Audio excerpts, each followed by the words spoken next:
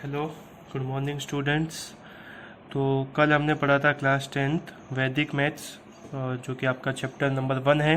इसमें हमने देखा था कि वैदिक विधि से किन्हीं भी दो नंबर्स या तीन नंबर्स को ऐड कैसे करते हैं, सब्ट्रैक्ट कैसे करते हैं, उनको जोड़ते कैसे और उनको घटाते कैसे। आज हम अपनी दूसरी वीडियो पार्ट 2 में देखेंगे कि वैदिक विधि से हम किन्हीं भी दो या दो से अधिक संख्याओं का गुणा यानी कि मल्टीप्लाई कैसे कर सकते हैं। उससे पहले कल मैंने आपको जो दो क्वेश्चन होमवर्क में दिए थे उसका आंसर आप मैच कर लेना। एक जो मैंने आपको होमवर्क में क्वेश्चन दिया था एग्जाम्पल नंबर 4 जो कि आपके बुक का ही है, उसका आंसर आपको मिलेगा 31 दूसरा जो क्वेश्चन मैंने आपको दिया था ये आवर मिनट सेकंड का, जो कि आपको सब्ट्रैक्ट करना था। सॉरी, हाँ, आपको सब्ट्रैक्ट करना था। इसमें भी आपको आंसर कितना मिलेगा, 39, 07 और 07। ठीक है, सो आप ये आंसर मैच कर लेना। आज आगे पढ़ते हैं हम।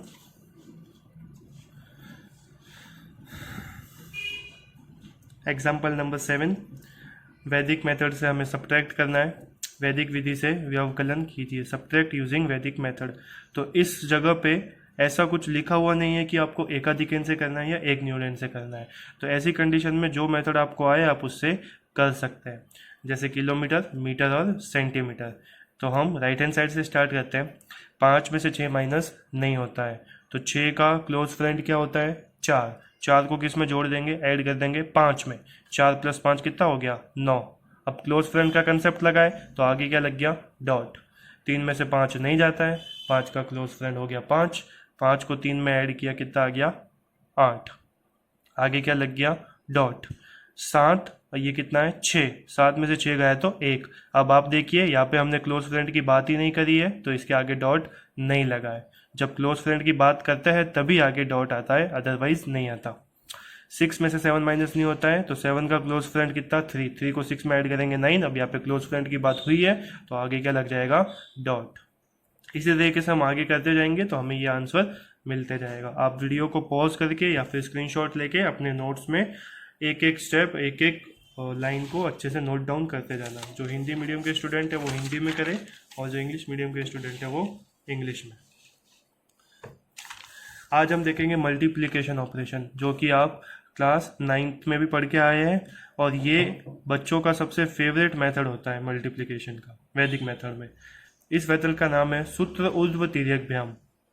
नाम इसका बहुत कंफ्यूजिंग है, इसको हम सिंपल वर्ड्स में याद रखेंगे। जब भी ये नाम आए हमें बस हमारे दिमाग में एक बात आनी चाहिए कि ये कौन सा मेथड है, एरो वाला मेथड है, मतलब तीर के निशान वाला मेथड है। इसमें ऐसे तीर के निशान के ग्रुप बनते हैं। तो देखेंगे कैसे ग्रुप बनाने हैं हमें। जैसे कि आपके बुक का ही एक एग्जाम्पल है, एग्जाम्पल नंबर 8। 2 नंबर है, 2 संख्या है, तो इन दोनों को हमें एक दूसरे के नीचे लिखा है, 6 और 9। इनको हमें मल्टीप्लाई करना है, गुणा करना है। तो जब दो ही संख्याएं होगी तो सीधे सीधे गुणा हो जाएगा। 6 का 9 से गुणा हो गया, कितना आ गया, 54। अब जैसे ये दो संख्याएं आ गई, 35 और 46। अब इसमें देखो दो कॉलम है, एक तो है 3 और 4 वाला कॉलम, दूसरा है 5 और 6 वाला कॉलम। तो इसमें अब सीधा तीर नहीं आएगा, इसमें तीर कैसे आएंगे, क्रॉस में आएंगे, जिसको हिंदी में बोलते हैं तिर्यक। तो ये जो तीर है ये क्रॉस में आएंगे। 3 का गुणा होगा 6 से, प्लस 5 का गुणा होगा किससे, 4 से। तो 3 का गुणा 6 से हो गया 18, 5 का गुणा 4 से कितना हो गया, 20। 18 और 20 जुड़ के कितने हो जाएंगे, 38। इसी तरीके से ये देखिए, अब यहाँ पे कितने कॉलम है, कितने स्तंभ है, 3 स्तंभ है। तो 3 के केस में हम क्या करेंगे, अब ये जो बीच में स्तंभ आ रहा है, हमेशा एक बात ध्यान रखनी है, जो भी स्तंभ बीच में आए उसमें हमेशा सीधा गुणा होता है, और जो कॉर्नर वाले स्तंभ होते हैं, कॉलम होते हैं, उनमें गुणा कैसा होता है, तिर्यक। तिर्यक मतलब ऐसे क्रॉस में गुणा होता है। तो जैसे हम इनने यहाँ देखा, यहाँ बीच में कोई स्तंभ है ही नहीं, मतलब ये दोनों ही कॉर्नर है, तो इनका गुणा कैसे हुआ, तिर्यक, क्रॉस में हुआ। यहाँ पे बीच में देखो ये स्तंभ है, इन दोनों के बीच में ये है, तो इसका गुणा कैसा होगा, सीधा गुणा होगा, तिर्यक में नहीं होगा। तिर्यक में कौन सा होगा, कॉर्नर वालों का गुणा। तो 6 का गुणा होगा 5 से, प्लस 2 का गुणा होगा 4 से, और 1 का गुणा किससे होगा, 7 से। 6 और 5, 6 गुणे 5 30, 1 इंटू 7 7, 4 इंटू 2 8। तो 8 और 7 15, 15 और 30 कितने हो जाएंगे, 45। इसी तरीके से यहाँ देखते हैं, अब 4 संख्याएं आ गई। अब यहाँ तो बीच में 2 आ रहे हैं स्तंभ, जबकि आना कितना चाहिए, एक ही आना चाहिए। अगर एक आता है जैसे इसमें है तो उसका सीधा गुणा होता, लेकिन यहाँ तो बीच में कोई एक स्तंभ आ ही नहीं रहा है, एक कॉलम आ ही नहीं रहा है, तो सब इसमें सारे गुणा कैसे होंगे, तिर्यक, मतलब कि क्रॉस में। 2 का गुणा 5 से, 6 का गुणा 1 से, इसी तरीके से 4 का गुणा 4 से, 3 का गुणा 3 से, सबको गुणा करके आपस में जोड़ देंगे तो आंसर कितना मिलेगा, 41। ये आप 9th क्लास में भी पढ़ चुके हैं, तो इसका आपको थोड़ा सा पहले का नॉलेज भी होना ज़रूरी है। अब इसमें देखिए 1 2 3 4 5 कॉलम है, तो ये वाला जो कॉलम है ये बीच में आ रहा है, तो इसका गुणा कैसा होगा, सीधा गुणा होगा, 5 का गुणा 4 से।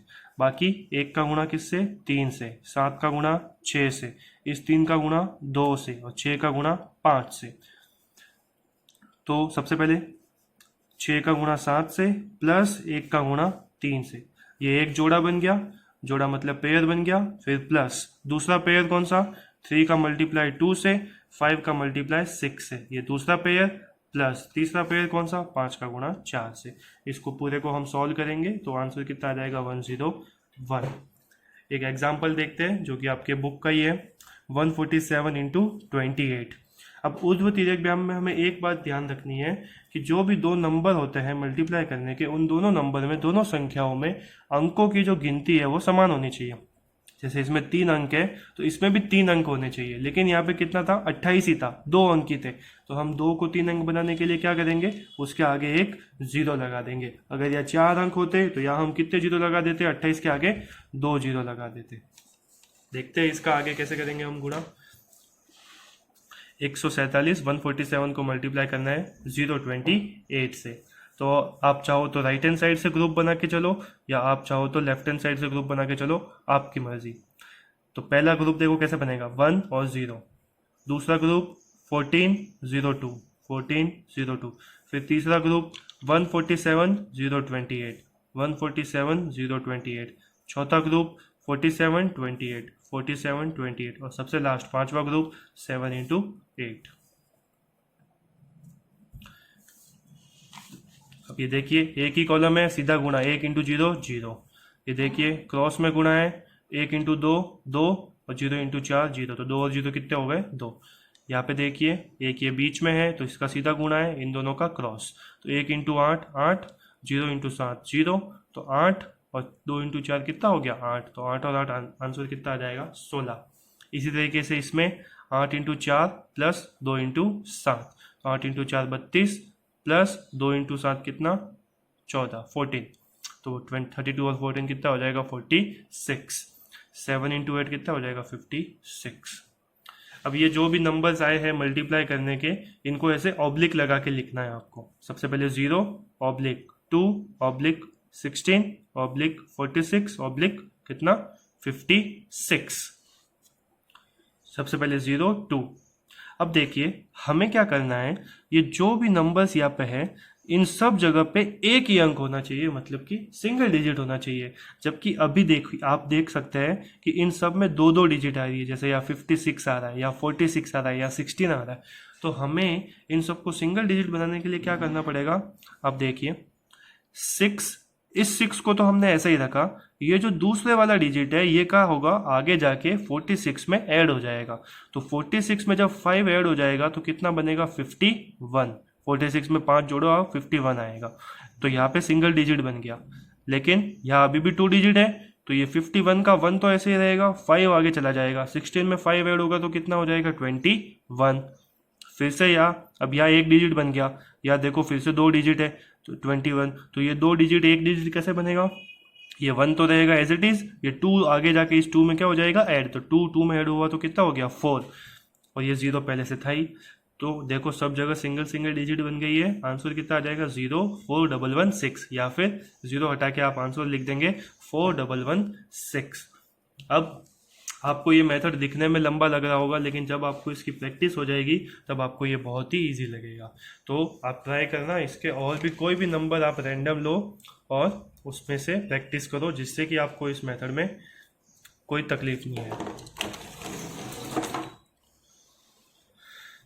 अगला मेथड देखते हैं हम, सूत्र एकाधिकेन पूर्वेन। इसमें हमें कैसे मल्टीप्लाई करना है। सबसे पहली बात, सूत्र एकाधिकेन पूर्वेन से मल्टीप्लाई करने के लिए हम क्या करेंगे, अगर दोनों नंबर आगे के देखो, ये नंबर है 588 और ये नंबर है 512, दोनों में आगे 5 है और पीछे के अंक कितने हैं 88 और 12। तो जब भी पीछे के अंकों का योग 10 का कोई मल्टीपल हो, 10 का कोई गुणज हो, जैसे कि 88 और 12, इन दोनों का सम कितना आता है 100 आता है। मतलब ये दोनों जो है 100 क्या है, एक 10 का मल्टीपल है। तो हम क्या करेंगे, दोनों डिजिट सेम है तो एक अधिक, एक अधिक इनका मतलब होता है एक अधिक, तो 5 से एक अधिक कितना होगा 6, तो 5 इंटू 6 ऑब्लिक 88 इंटू 12, 5 इंटू 6 कितना होता है 30 और 88 इंटू 12 1056, 30 1056, जो भी आ रहा है उसको एज इट इज हम किस में लिख देंगे आंसर में 30 1056। ये मेथड आप 9th क्लास में भी कर चुके हैं। इसके आगे देखते हैं मेथड।